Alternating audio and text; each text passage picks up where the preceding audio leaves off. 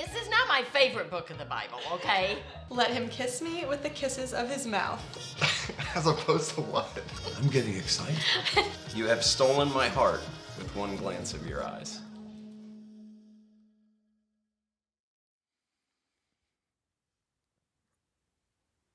So you could feel the awkwardness in the room. It was a Wednesday night. That was the night our youth group met. So it was Wednesday night Bible study. I was 16 years old, and the topic was sex. And our leader was this good, godly woman, and she laid out that old Christian rule, thou shalt not have sex outside of marriage. And to hammer this home, she basically told us that if you have sex before marriage, you'll probably get an STD, have a baby, and cry yourself to sleep forever. Sex is terrible, awful, shameful, and you should only save it for someone you really love. And we just sat there in silence. No one argued with her because we knew this. It was the 1990s. We had already been to the True Love Waits rally and got the little ring that says, I'm saving myself for Jesus. We had heard this 100 times before. I'm not exaggerating. Somehow every Sunday school lesson seemed to end with, and don't have sex. Didn't matter the lesson. Jesus might be walking on water, and then afterwards they'd be like, okay, let's take a moment. Let's close our eyes and pray and commit to not giving ourselves to anyone but Jesus. And we'd be like, what? Okay. But that night was a little different. My friend Dave, he interrupted the lesson with a question. He was like, what is sex? Now, it's not that Dave didn't know what sex is. He was asking a more sophisticated question here. He was asking, what exactly does the Bible mean when it says don't have sex? You see, we all agreed, intellectually at least, that the Bible forbids sex outside of marriage because the Bible's painfully clear. And we didn't want to upset Jesus or get an STD or cry ourselves to sleep every night. But we were teens. We were like pulsating with this sexual energy. And so when we heard don't have sex, we did what anyone in our situation might do. We became linguists.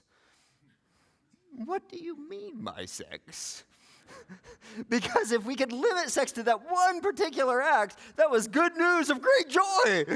And that's where Dave was probing that night when he asked his question. In fact, you could feel it in the room. We were all asking that question. All the teens in the room were like, yeah. I mean, that's what I really want to know. Now, looking back, I do not think we were just horny teens looking to justify what we wanted to do. I think we were torn. I mean, we sincerely wanted to follow Jesus, and yet we had these deep sexual desires, like in our heads and in our hearts and in our bodies. And we just couldn't see how those two things could fit together. And looking back, I can see that poor woman leading our Bible study was woefully ill-equipped for the conversation. All she knew was that you're supposed to tell the teens, don't have sex. But Pandora's box had already been opened and you couldn't put it back. And so for the first time in that history of that little conservative church in Ohio, words were spoken. Oral sex, masturbation. And the more we asked our honest but very awkward questions, the more you could see her getting outraged. To the point that she was finally convulsing, and she finally said, who here thinks that oral sex isn't sex? And my friend Dave was like, me. And we were all like, ah, ah. And then another student, and then another student. Until almost every student in the room sheepishly had their hand raised. And she looked at us in disgust. And she yelled, this conversation's over. Stop having sex. And that was the extent of my biblical education on sex. So I mentioned this not to throw that woman or my old church under the bus. It was the 1990s. Nobody knew any better. I mean, they were good people doing the best they could, but I do want you to see that this strategy of let's never talk about sex except to say how bad it is, that strategy, that doesn't work. And I can personally testify to this one. I struggle with shame, guilt, and confusion, feeling like Jesus must be disgusted by me for years. 90% of that youth group, they just gave up. There were a few teenage pregnancies. Several of my close friends became porn addicts. A few of the young women, they drew lines that they thought would keep them safe, but they ended up in situations that were more degrading and more damaging and just more than any young woman should ever have to bear. By the time I was in college, one of the students ended up going to prison for child porn, and the youth pastor got fired for an online affair. It doesn't work. So for the next 8 weeks, we are going to be talking about God, sex, God, and the ache for more. We are not talking about sex to be sensational. I, for one, do not particularly enjoy talking about sex before a large audience. And yet, I'm all too aware of the cost of not talking about it. Now, as different as we might be from those 1990s teens, I think it's fair to say that for most of us, most of the time, we feel just as torn. Like we sincerely want to follow Jesus, or we at least want to follow Jesus. Like there's something in us that finds him attractive. We want this. And yet, we have these deep sexual desires like in our heads and in our hearts and our bodies. And we struggle to see how these two things could possibly fit together. So for most of us, most of the time, we just live divided lives. We feel like we have to choose between Jesus or our sexuality. Or we just choose to live in secret sin. Or we choose to go to a church that just blesses whatever we do. Or we just numb ourselves. But for whatever reason, it is very hard and tragically rare to find wholeness, to find someone who fully embraces Jesus and their sexuality. So we might not live in the 1990s anymore, but one thing has not changed. When the church ignores this tension or just reduces it to prohibitions, it doesn't work.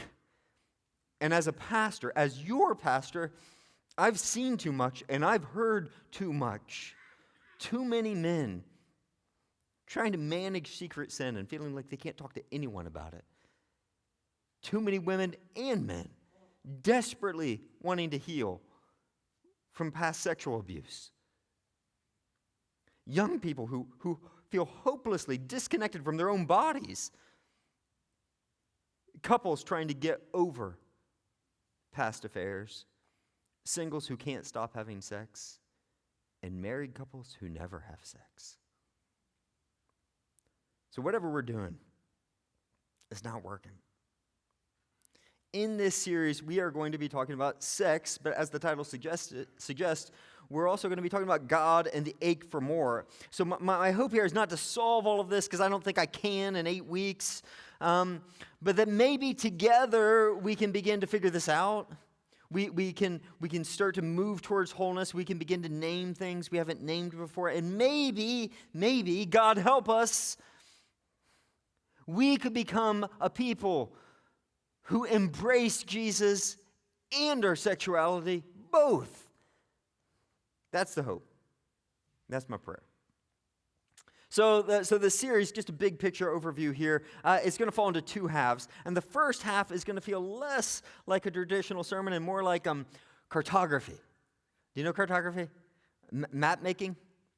So we're going to map this out. We are going to trace the terrain of sexuality and spirituality over the landscape of our lives and look at like what are the big landmarks that are shaping this reality for us so that we can ask questions we really, really need to ask, like, what is sex? What in the world does Jesus have to do with sex?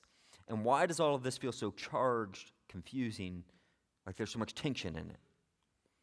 And then in the second half of the series, which I can't wait for, we are going to study an ancient collection of erotic poems that's in the middle of your Bible. The Song of Songs, thanks be to God. That right alongside Genesis and the Gospels and Romans sits the Song of Songs, a book that describes sex, God, and the ache for more.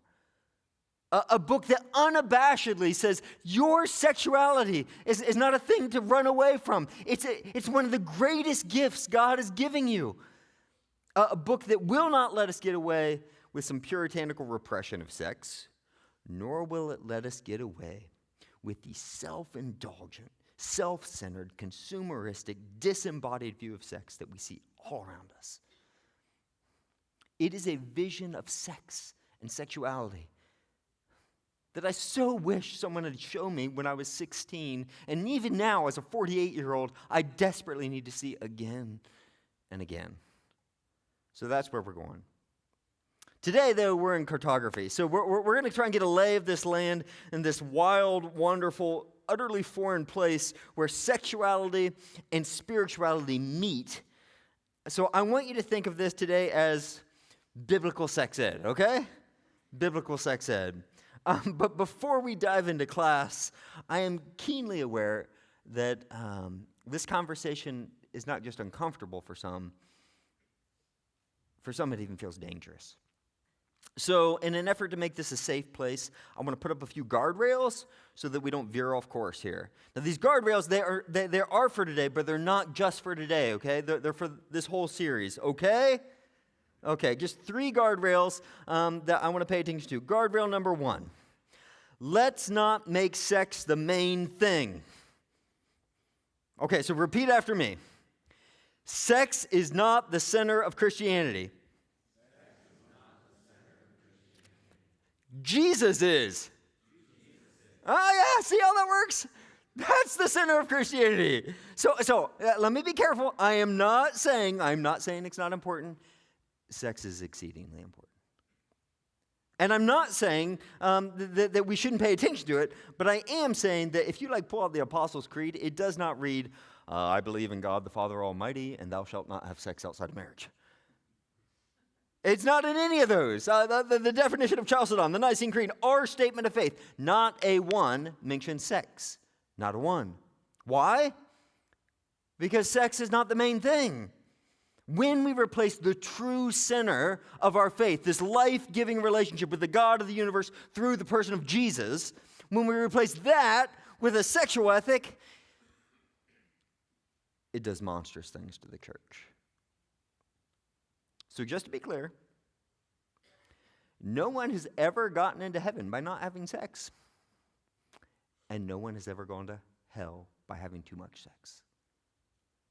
That's not what determines your destiny or your identity. Jesus does. See how that works? Let's keep Jesus the main thing.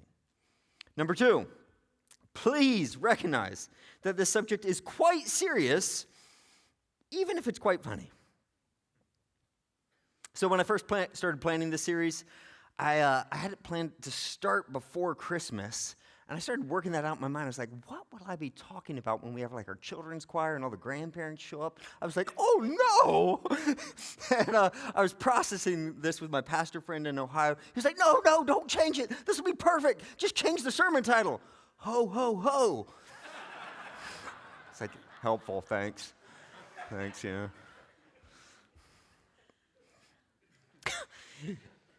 It's going to be nearly impossible to get through this without cracking a few jokes, and that's fine. We need to laugh, or we're all going to start crying. But please be aware that for many in this room, sex is not a laughing in this room, there are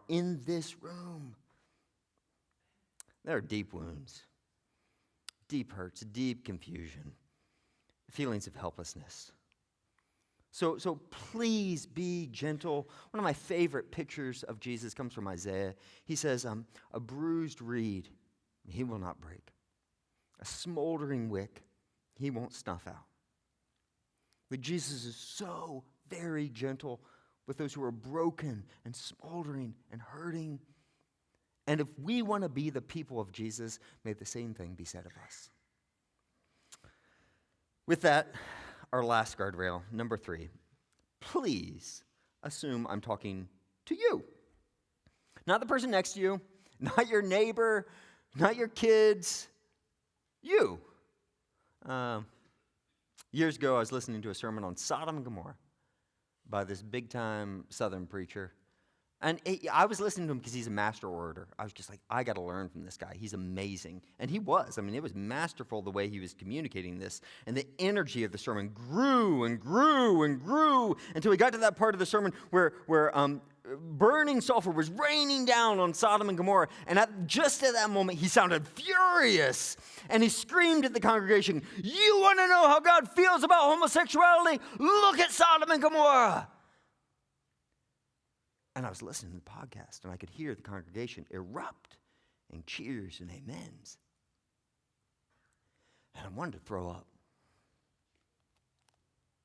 So, I know what the scriptures say about homosexual acts. I know. But I also know what the scriptures say about lust, adultery, greed, gossip, cowards, and the self-righteous. In the Sermon on the Mount, Jesus warns that if we even look at someone lustfully or have hate in our hearts, we are in danger of the fires of hell. But for the grace of God, burning sulfur would rain down on me. Sodom and Gomorrah is not just how God feels about homosexuality. Sodom and Gomorrah is how God feels about sin, about my sin, about your sin. You want to know how God feels about your sin? Look at Sodom and Gomorrah. When we apply truth to ourselves first, then and only then can we possibly help someone else find their way. So let's apply this to ourselves before we start telling anyone else what they need to do, okay? All right. With that, welcome to class, Biblical Sex Ed. What is sex? Today we're going to explore 4 major landmarks in this crazy world of biblical sexuality, and let's dive right in. Here's number 1. Point number 1, sex is essential. Sex is essential. So here's what I mean. Without sex, you wouldn't exist. It doesn't get more essential than that. Now, when you think of dear old mom and dad, this might not be a thought you relish, but it's unavoidable. Without sex, you wouldn't exist, nor would I. Nobody would. So I do mean that, but it's bigger than this. So consider this reality. Babies are the reason we have sex and the least common reason we have sex. It's a fact. So in their landmark study, Why Humans Have Sex, researchers Buss and Meston asked over 1,500 participants to rate 237 reasons why people have sex. And to have a baby was one of the least common reasons people have sex. It was just above, get this, just above, I wanted to get back at someone, and far below, I was bored. Which is to say, babies are the reason we have sex, and one of the least common reasons we have sex, because sex is about more than procreation. So if we start to back out a little and just get the lay of the land here and look at this sex is essential comment, what we immediately find is that sex starts bumping into these other words like gender and sexuality. And then once you start to look at these more carefully, you realize these are not three discrete words, but this creates this whole region of overlapping themes of sex, gender, and sexuality. They're like a Venn diagram. They seem to be overlapping, hard to separate, and about a lot more than procreation.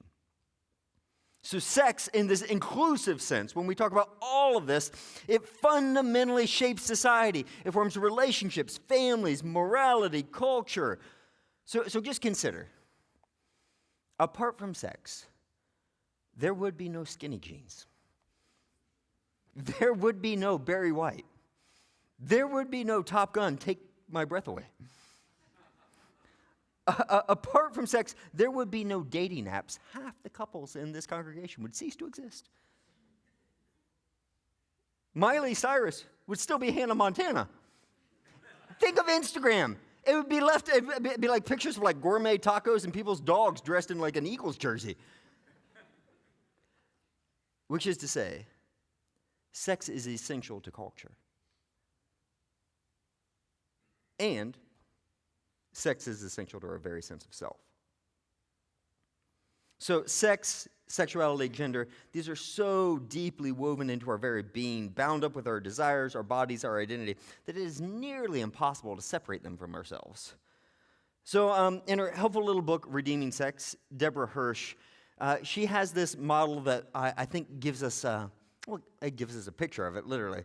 She calls it the human cake model.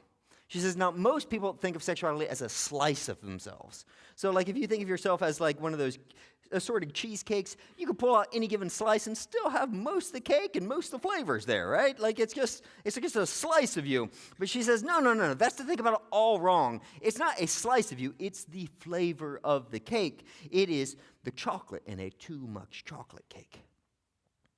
You can't cut that out.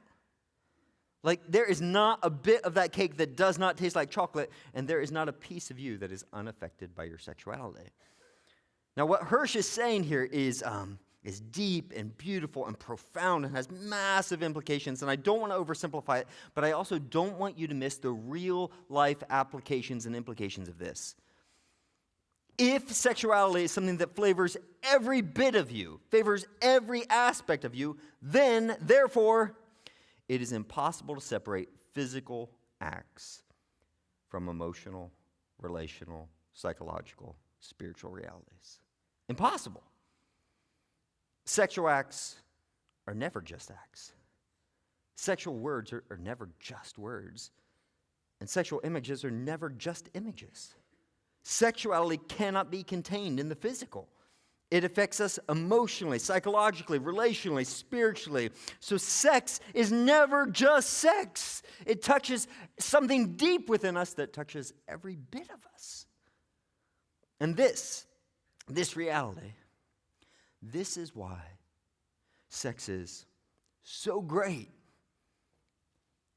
and why it can wound us so deeply. Sex is great. I mean, it's great.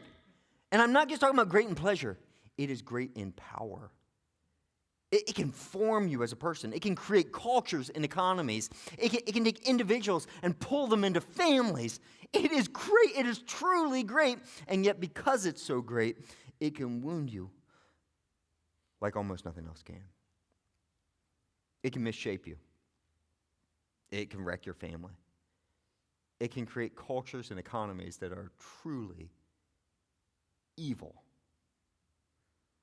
And this is why sex really, really matters.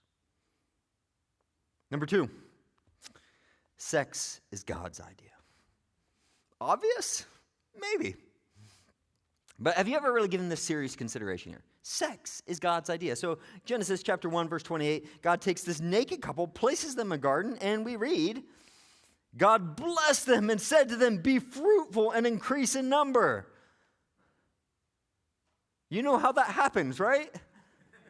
Some of you clearly don't, the number of babies we have over there. God blessed that. He thought that up. It was his idea. He designed it. He blesses it.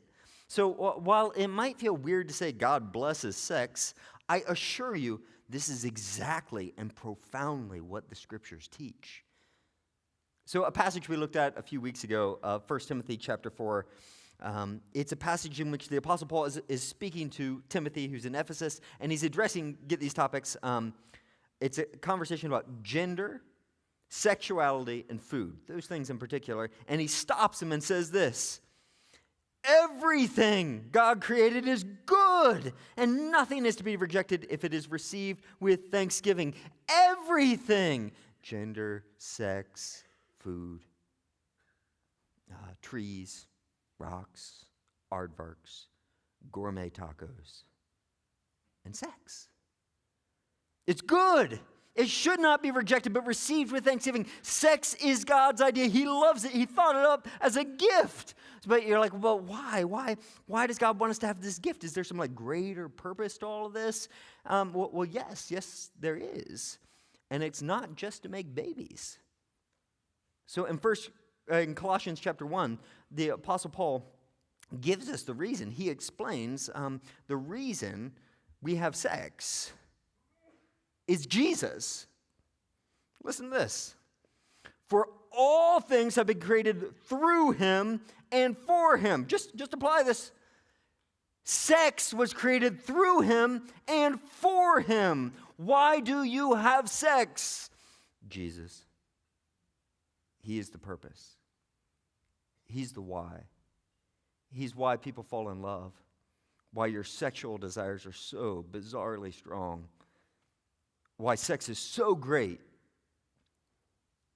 and why adultery, rejection, and abuse feel so deeply wrong.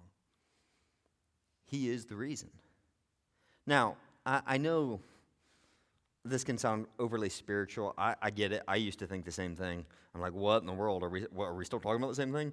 But I only want to point out, when we come to the Scriptures and say sex is God's idea, we are in fact saying, according to Scriptures, sex is blessed, it is good, and it has a God-given aim that somehow points us to Jesus.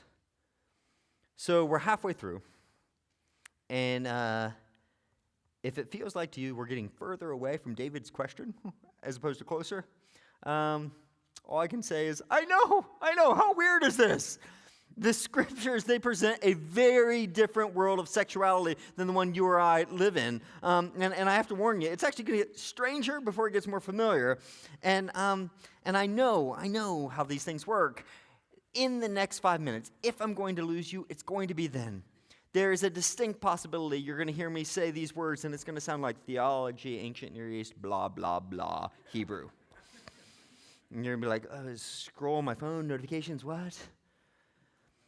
And if that happens, God will use that too. I just want to invite you, lean in on this one. This is a truth that it's a slow burn.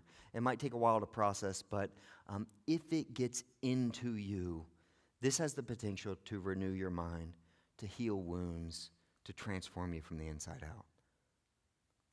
Watch this. Number 3. Sex is an icon. So do you know what an icon is? Here's a close-up of one, a famous one. Rublev, this is Abraham gets 3 visitors that come to him. Genesis chapter 18 is portraying that. I used to think that icons were images that people worshipped. Like, I didn't have a category for them. It just looked like idolatry to me. I'm like, what in the world's going on here in a Christian church? But then I started reading church history, read the church fathers. And then I became friends with Father Peter at the Holy Ghost Orthodox Church in town. They do not worship icons, or at least no one's supposed to. Icons are not an object of worship. Get this. They're a window to a spiritual reality. They aren't meant to be looked at. They're meant to be looked through. Do you hear that? They're not meant to be looked at. They're meant to be looked through. That through an icon, you're invited to see something real, beautiful, true. But it's not the icon. That's not what you're looking at. The icon is giving you a glimpse of a deeper reality. That's how icons work. And sex is like that. It's not the thing you're looking for. Not really. It can't give you God. It's not an object of worship. It's a window. It's an icon. It gives us a glimpse of something deeper still. And the scriptures, they hint at this from the very beginning.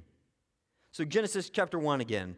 God says, let us make man in our image and in our likeness. Now, the word there for image is in Hebrew, silim.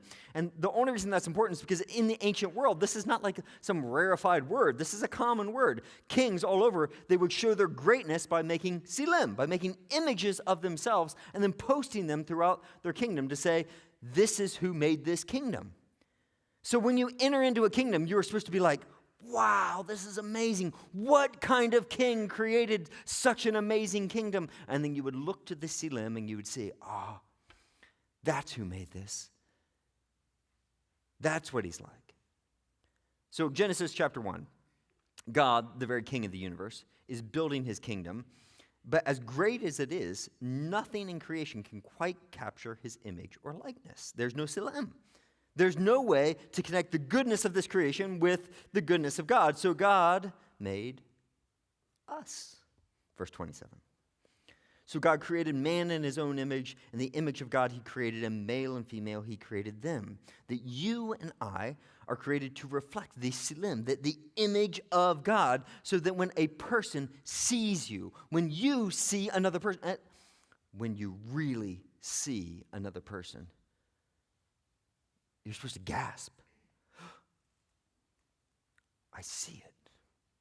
I get it. God is so good.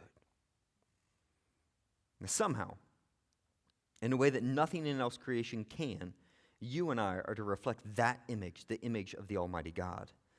Now, what does this have to do with sexuality? I want you to notice in this very text, there's a parallel here. The image of God is parallel to male and female. That this image isn't just seen in him and not just seen in her, but in them. That's the last word there. He's in them. And that somehow God's image isn't just an individual reality. Now, I want to be careful here. I'm not saying that the image of God or any of this being an icon is opposed to singleness. It's clearly not. Jesus was single. I am saying that it's opposed to isolation. It's opposed to loneliness. In fact, this text, Genesis 2:18, will say, it is not good for the man to be alone. This image that we're talking about can only be reflected in relationship, in sharing our lives, in giving ourselves to one another. And this is the very glimpse that we get in chapter 2. God presents the man, the woman to the man. It's a garden wedding, and he starts speaking poetry. Like bone of my bone, flesh of my flesh. And then we read verse 24. Chapter 2. For this reason, a man will leave his father and mother and be united to his wife, and they will become one flesh, one flesh. And this is the climax of creation. This is where everything was headed. This is good, it's blessed. This is a window into what God is really like. This union, the two becoming one. You know what that means? To become one flesh. Do you know what that literally means? Intercourse. But if you've ever visited Amish country, you know that intercourse is not just a sexual act. Yeah. There are different types of intercourse, as the Amish know well.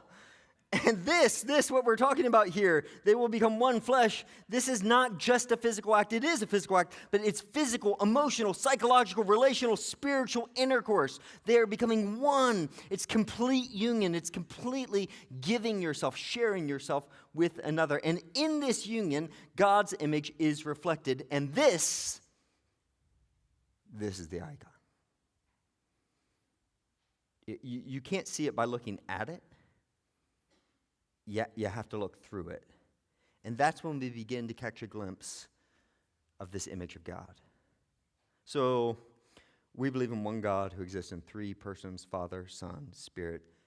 All three eternally God, fully equal, fully worthy of glory and honor, fully God, but eternally distinct persons. Eternally, they share their lives in love and joy and complete self-giving. One God, three persons. So this God that we know, that we worship, he cannot be known apart from relationship.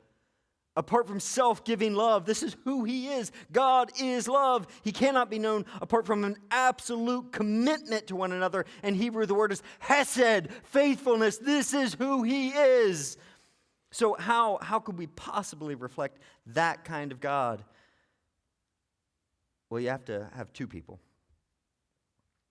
And you have to design them to perfectly fit together physically, emotionally, psychologically, relationally, spiritually, so that when they come together in self-giving love, in total commitment to one another, well, the two become one. It's union. They're united in oneness in body and soul. And this act is so profoundly powerful that it not only unites them, it has the potential to create a third person. And does that break them apart? Oh, no. Now all three people are bound together as a family. Three people held together in self-giving, held together by self-giving, by absolute commitment to one another, by love. You see, sex is an icon. It's a window into the very life of God, into the reality itself, and into the mystery of the Godhead. And if you let this truth sink, not just into your head, but into your relationships and into your body, it'll change you. Number 4, sex is a signpost.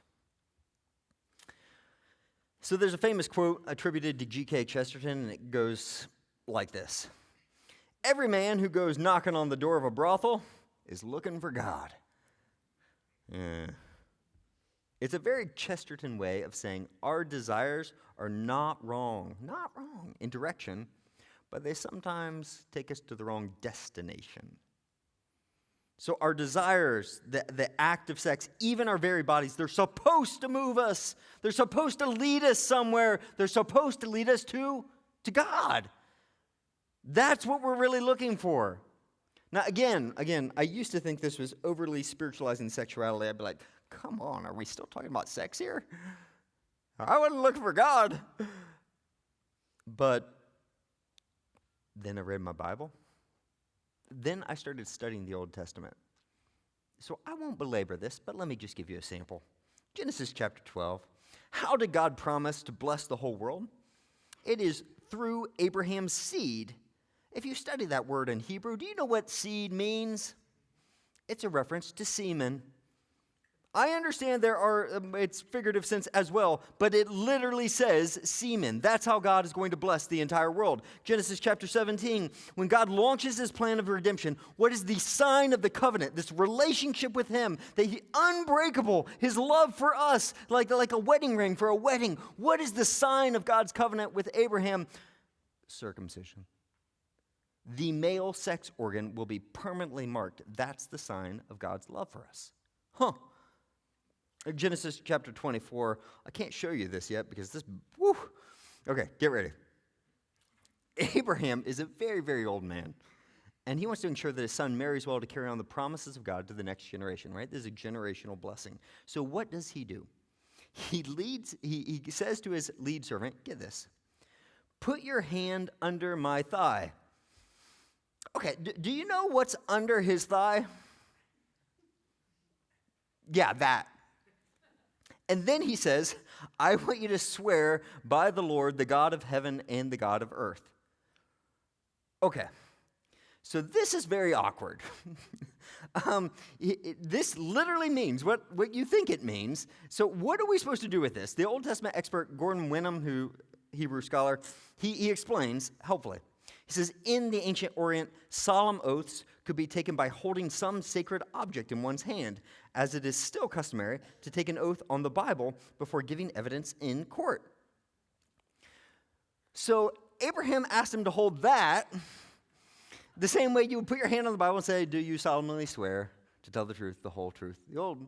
Yeah, suddenly this makes a lot more sense of the ancient Jewish obsession with ritual hand washing.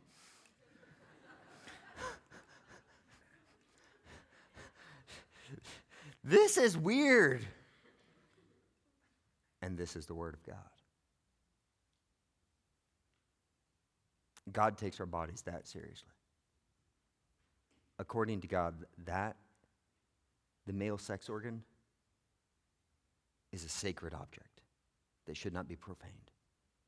It is marked by God, designed to point to something beyond itself, to Jesus himself. But again, it's a signpost and not the destination. What you and I are aching for cannot be found in sex, sexuality, gender itself. It can't. Sex just points the way. So again, Hirsch, she's helpful here. She gives us these reflective definitions of spirituality and sexuality that help us see how this fits together. She says, spirituality is the longing to know and be known. Know and be known. That's a really simple, helpful way to think about what spirituality is in relationship to God. So graphically, it looks like this. Our relationship to God, it's to know and be known, that it draws us into him. So spirituality, get this, seeks union with God. It says, and this is right out of the scriptures, I am yours and you are mine. It's giving yourself in love to him. And it's so powerful that it's only safe to give yourself to God like that when he swears to you, never will I leave you. Never will I forsake you. You need that commitment to give yourself that completely. Now, sexuality is a very similar reality that reflects this. In fact, it's so similar that spirituality is sometimes confused with sexuality. Sexuality is the longing to know and be known by another. So graphically, again, it fits together like this. So sexuality is seeking complete union with another. It's saying, I am yours and you are mine. It's giving yourself in love. And it's so powerful that it's only safe to give yourself to someone like that when they swear to you, for better, for worse, till death do us part. So can you hear the echo here? Spirituality is the longing to know and be known by God. Sexuality is the longing to know and be known by another. And so sexuality then becomes this signpost pointing us to our true longing, to our deepest longing. Now, does this sound crazy and foreign? Kinda. Is this really what the Bible means by sex? And this brings us back to David's original question. What is sex? What exactly does the Bible mean by sex? And just to say this very, very directly, this is the curious thing when you ask this question. I've studied the scriptures, and the ancient Hebrews do not have a word for sex. Well, kind of. They have lots of words for sexual acts, rape, fornication, adultery, prostitution, lots of words. But when a husband and a wife come together in sexual union, they do not call that sex. They say, Adam knew Eve. He knew her. And this is not just a sexual act, that their love is consummated in knowing and being known. It's relational, it's experiential, it's knowing I'm not alone. It's knowing you're not going to give up on me. It's being fully seen and fully loved. It's being naked and unashamed. And when, in love, a man and a woman give themselves to one another completely in the safety of this lifelong commitment to one another, God says, that reflects me. That's what I'm like. That's what our world so desperately needs to see. It's a signpost to the world, pointing the way to me, to redemption, to the life that is truly life. May the world see that and gasp and say, I get it. I see it. God is so good. And that is sex. Or at least God's plan for sex. Now, if you're anything like me, you hear this, and something deep in you cries out, yes! Like, I so long for that. I so want that to be true. But then immediately, reality smacks you in the face, and it mocks any longing for something deeper, and it warns you not to be naive. If you feel that tension, me too. But that's next week.